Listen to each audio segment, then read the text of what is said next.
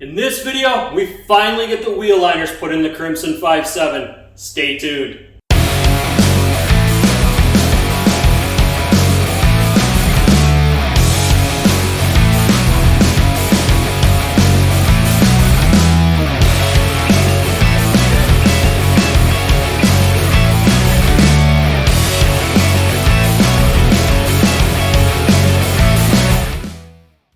Welcome back and/or to the channel. Today we are finally putting the wheel liners in the Crimson 5.7. It's time.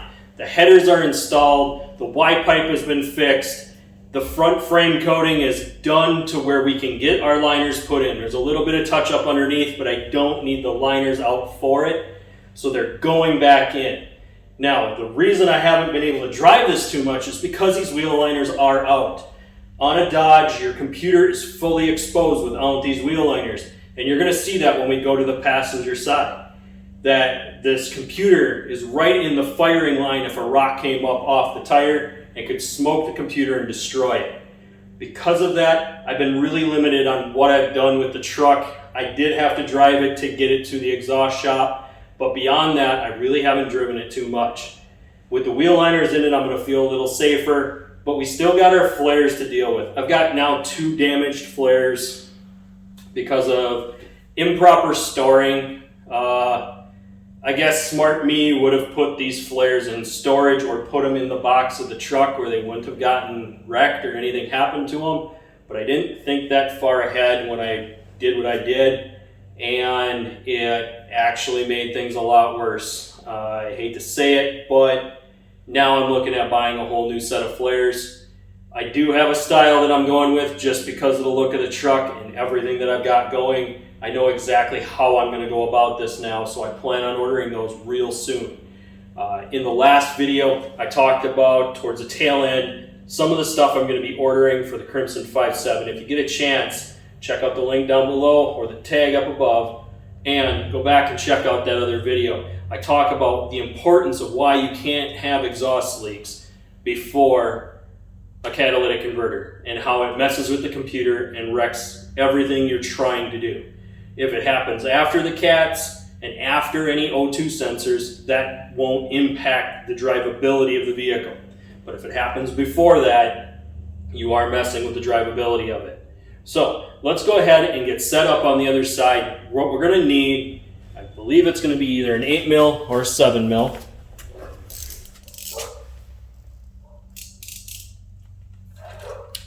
It's going to be an 8 millimeter, and we're going to need all of our screws and fasteners. Now I'm just going to use a 1/4 drive ratchet. I don't need to put a lot of pressure down on this. There's no point. You don't have to torque these down real tight. And every truck is different. Some wheel liners are a little easier than others. If I get a chance again, I'm going to link a video in the description down below or the tag up above. On the 2-wheel drive tank, I showed the wheel liners on that truck and how they will be different than on the Dodge. Now, the simple way of saying it is they're going to be in the same spot, but they may not always be held in the same way. GM uses a lot of plastic clips. Dodge uses a lot of screws. So what we're going to do is get this all set up to be able to do this on the other side. So like I said, once again, lots of screws. Dodge loves to use these screws. They're found pretty much on every wheel liner that they do. It's just a common 8 millimeter headed bolt, and it's just a tapered screw that they run into either a plastic or into metal. Now, the thing is, if you're running it into metal, it wouldn't hurt to put a little wax on it. And the reason you're putting the wax on it is to keep moisture out. You don't want moisture getting in there causing rust. As you can see, some of the backs of my screws already have some rust on them. I could take the time to sit here and paint these all up and make them look pretty, but they're just screw fasteners. It isn't going to do very much. What I am going to do is put a little bit of oil or something or grease on these, just to keep them from kind of rusting or getting liquid or water into areas I don't want. And what you can do for that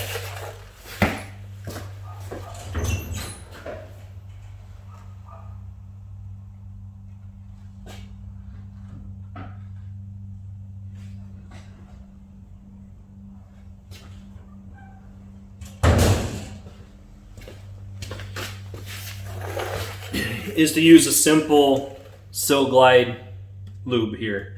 And what this does, a lot of times people will use these for brakes, or they'll use them for door pins and bushings, because this stuff doesn't attract dust. If you use a WD-40 or just normal grease will attract dust, especially if you go down a lot of gravel roads. This stuff won't. So you don't have to worry about a buildup of dirt and grease in there causing that to rub the paint and cause more rust. So all that we're gonna do is just put a little bit on each screw. We're not gonna get too carried away. Basically, I just put a dab on it, and it'll get pushed in as you put the screw in. So like I said, there's no point in getting hog wild with it.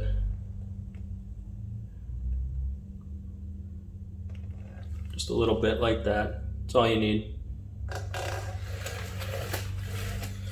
Now, like I said, I've done wheel liners before. Dodges are a little different. So what we got to do is work the liner up into place. Now, on GMs, you don't have to work it up into place. The nice thing about GMs is they just fold in, put a screw in it, it's done. Dodge isn't that way because it has to clip into the back side of the fender lip because of how they've done this. Let me get you at a lower angle.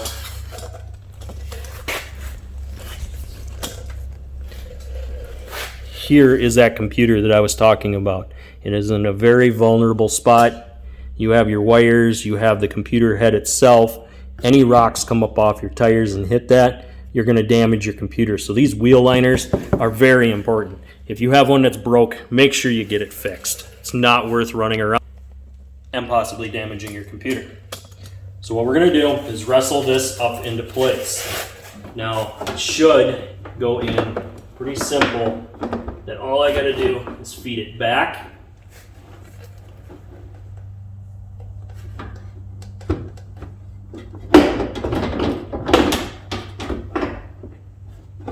So now that I've gone back with it, now I can come forward.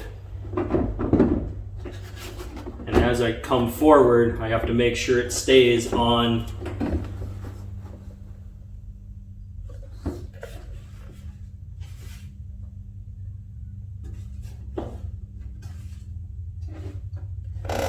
you gotta make sure it stays on the lip as I bring it forward. I need the plastic liner to be behind the fender lip.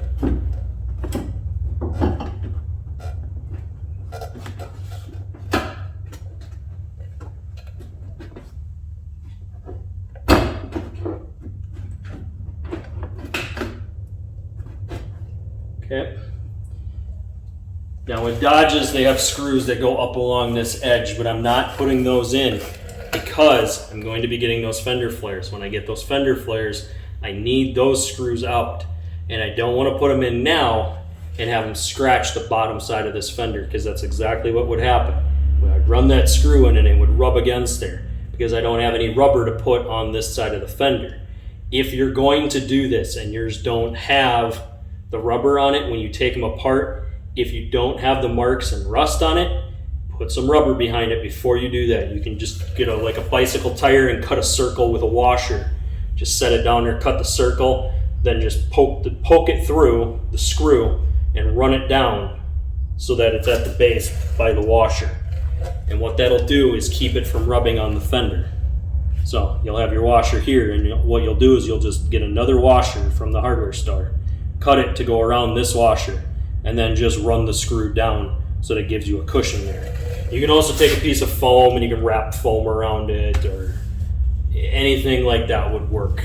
So now that we're up into place, now begins the difficult and tricky part of getting our first set of screws tacked in. And usually what I'll do is I'll do it without the ratchet, and I'll just put it into the socket. And you gotta find where that screw goes, then you just lightly twist it in.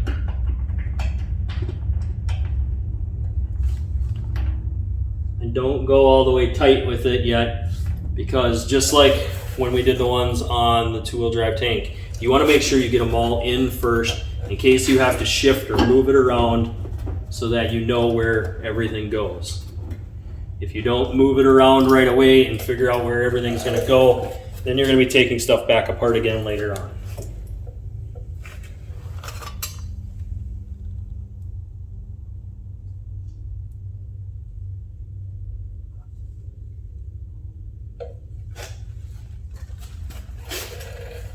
Like I said, just a little dab of grease is all you need. And you don't have to sit there and spread it around on it. It will spread as you twist it up into place. And some stuff is twisting into plastic. If it goes into plastic, you don't need the grease.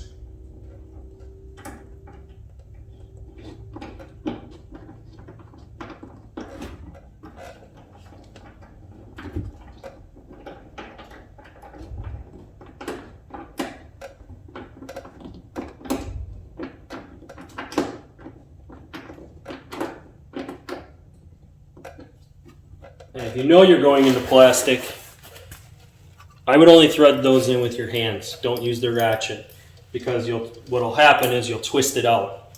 You'll actually snap it. And the plastic holders that you have to worry about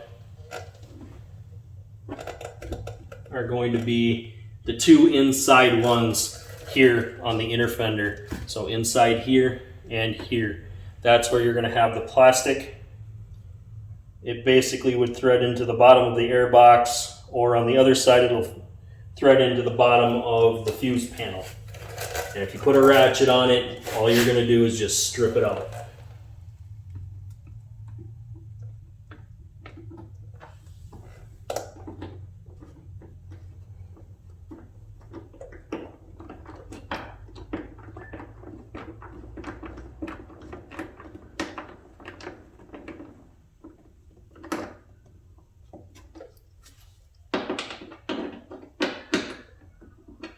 Now, if you were to clean these, now would be the time while they were out.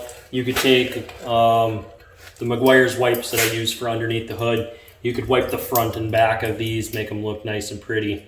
I didn't take the time because I'm not quite sure how the flares are going to be yet. I might wind up pulling this liner back out just to be able to put a couple of clips in to hold in the new fender flare. And I won't know that until I get the new flares and I see what I have. I have to see how they all fit together and how they all work. If they fit together and work well and I don't need to pull it out, I'm not going to worry about it. But even if I don't, I can still clean these without having to take the liner out. I can do it inside the wheel well. Sometimes you might have to turn your wheel, or if you buy plus size wheels, you might have to worry about that a little bit more. But we do have rims and tires, or I should say tires, that we're going to be putting on these rims, because I still like these rims. But let's keep getting the last few of them put in here. We got a couple in the back and then one up front, and that'll be it for this side.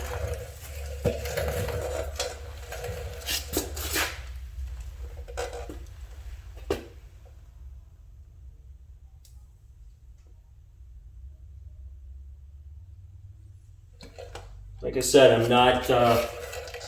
I'm not putting the ones in that go up along this lip. There are a few that go in there. I'll show those here in just a bit.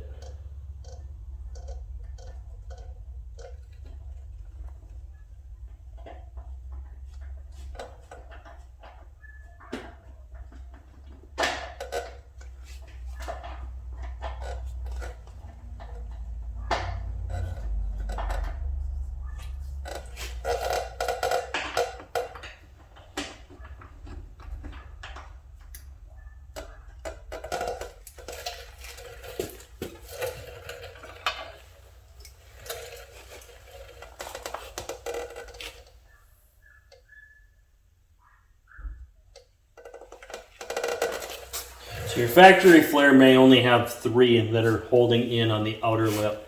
You'll have one down below here. You'll have one up on the top. Usually this one's right here. Then you'll have one in the front. Those are the 3 that hold these on. Now there are more mounting points, and I think this is for the fender flares. You have one more here, you have one here, and you have an additional one here. So those other 3 can be used to hold the flare in place. I may have to add that when it comes time to doing my flares. And that's why I said we'll see if I got to pull them back out. But I'm hoping I don't have to.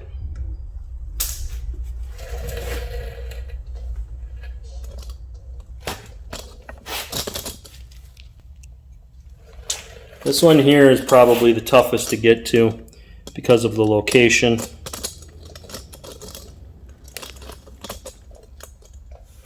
Because you've got to reach all the way in to here to get that one in. And if you don't have it lined up, it won't thread properly.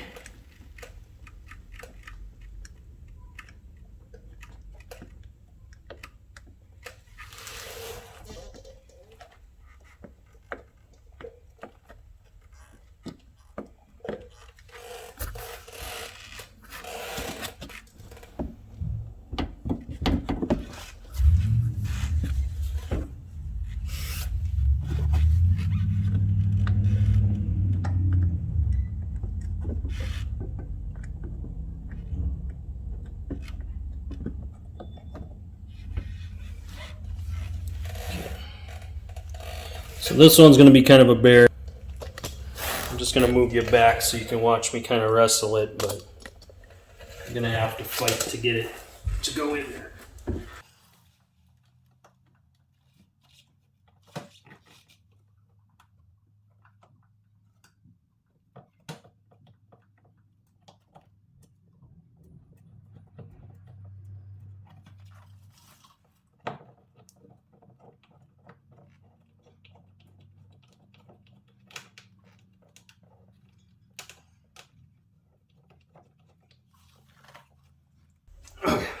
So what I had to do is I had to reach in and I had to pull the flare out and kind of push it up a little bit in order to get it to catch. And I had it on the socket and I just twisted it until it caught where it belonged, and I just threaded it in by hand without the ratchet. Again, you don't want to cross thread anything. It's a very finicky area. And we're only going to use the ratchet here just to lightly tighten up some of the spots that it's in the metal and not in plastic. And when I'm tightening it, all I'm doing is grabbing here at the base of the ratchet and just twisting it with this. Because if I go any more than that, I'm just going to strip it out. And there's only 3 that are in metal. So only the 3 I'm putting in this way.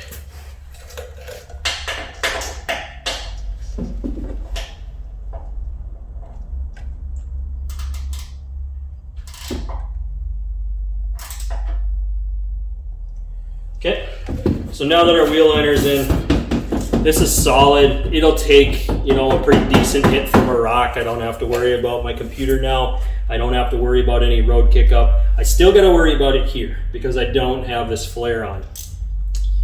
Until I buy the new flares, get them put in, get my touch-ups done, there's nothing I can do. That part of it I'm stuck with. There's just no options for me. I'm going to go ahead and jump over to the other side. I'll show you putting that one in. It's going to be the same amount of screws. I'm probably not going to talk very much during that one. I'm just going to go to it and knock it out here. Before I get too carried away, this side does have a wire. So we are going to go ahead and deal with that wire. That wire that we got to deal with is right here. This one we have tied up. It's for our ABS wire. Now, if I can just clip it in, I don't have to worry about undoing it here, because this is not supposed to be wrapped around this brake line. I'm going to reposition here. I want to get in and show you guys this wire, because this is different. Some vehicles will have this on both sides. Some will only have it on the driver's side for Dodge. My Dodge apparently has it only on the driver's side. So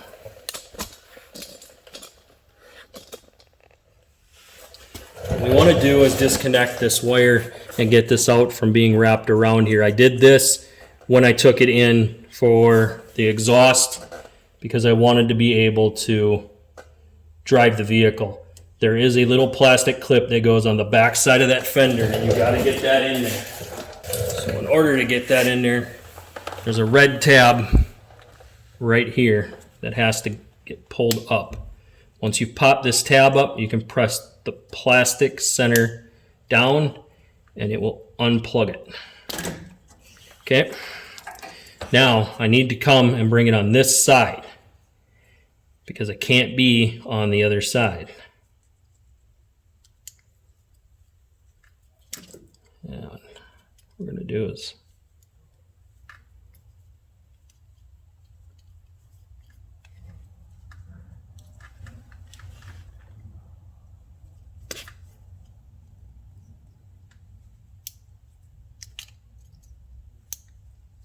okay, it's all the way in. We press the red plastic down and now it's locked into place. So this is ready to go on the inside of the wheel liner. And I'll show you how I'm going to do that. But before I get carried away, I've got 2 zip ties. These zip ties are used, one here, one here. Those hold the wire on the back side of the A-arm. Since this A-arm is not a factory style, it's a little different, a lot lighter.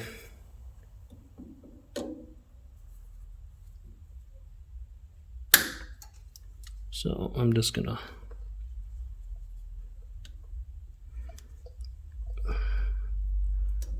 pop those off like that because I really don't need them exposed. Now I can get the liner put in and then play with that wire.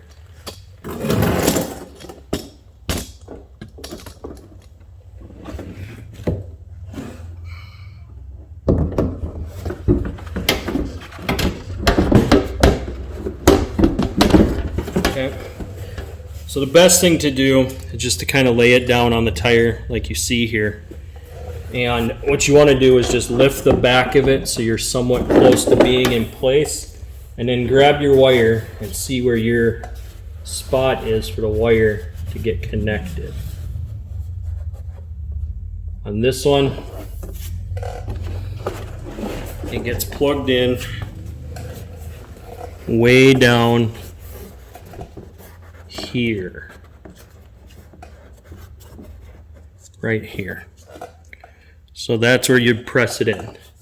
Now if you've got enough room and you can reach it, you can plug it in right now before you put the fender up.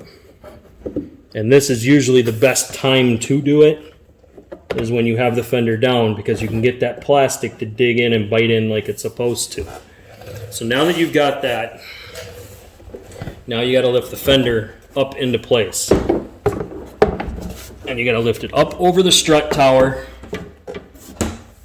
and then get past the bolts for the strut tower. Again, you want this to feed all the way in. Then you have to get it to where it goes on the inside of your fender. So you want it to be on the inside of the fender, not on the outside.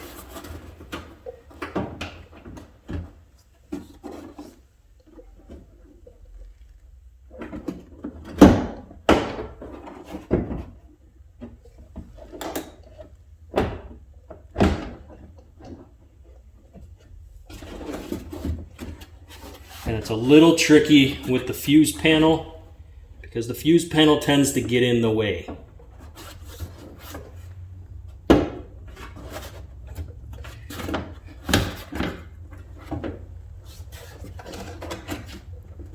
So there's one spot where it hooks into the fuse panel. And this is where you may have to use this trick. I try not to use this if I don't have to, but this time it's kind of forcing me. Sometimes what you have to do is open your hood and work the panel in from the top. The other side you can wrestle in pretty easy. It's the driver's side here that's a pain because of the fuse panel. There's a notch here that's meant to hold into the fuse panel. So you kind of have to work that spot down while keeping everything else in place when you push this up in.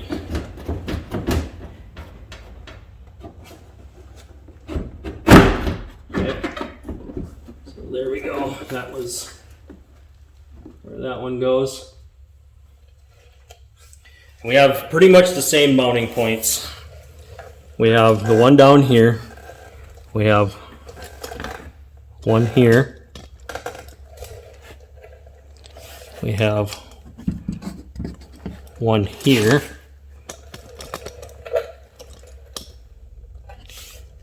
One here. And again, one up front. Now I do have my 3 out on my fender, but again, I'm not going to be installing those. So we're going to wait until we get the flares. Once we get the flares, I'm going to decide if I'm going to paint them. If I'm going to paint them, then I'm going to get that painting done before I reinstall the new flares. And when I paint them, I'm going to paint all 4 of them, get them ready, and the fronts are going to go on. I'm going to wait to do the backs until after I've done the back frame coating. Now I'm hoping the flares don't look too different. If they do, then it might look a little different, but as long as it's all painted and it all matches, it'll still look good. But I think this is it for this video. I just wanted to show you how to get these wheel liners put back in after you've done a major frame coating. I'm so happy that the Crimson 5.7 is finally coming together. A lot more work to come on it, a lot more to do on it. Hoping to have this truck ready to go. Pretty soon we're going to have a project here on the 2-wheel drive tank. We have issues with a potential coil pack or low compression. I need to figure out which one. So I'm going to replace some coil packs to see if it works or doesn't work. If it works, I'm going to go ahead and put the other 4 in, and then we should be good to go with the 2-wheel drive tank. If not, we might be looking at, it might be time to let the 2-wheel drive tank go. With what it's been doing, I'm kind of thinking it might be time. So if it is, we're going to be obviously looking for the next vehicle to replace this one. Wife and I are still talking about what we're going to do to replace it. So we'll see what we do. We'll come up with a list of options and see what you guys think for vehicles to add to the channel. But I'd like to say thank you for watching. Please hit that like button, smash that subscribe button, and I'll see you on the next one.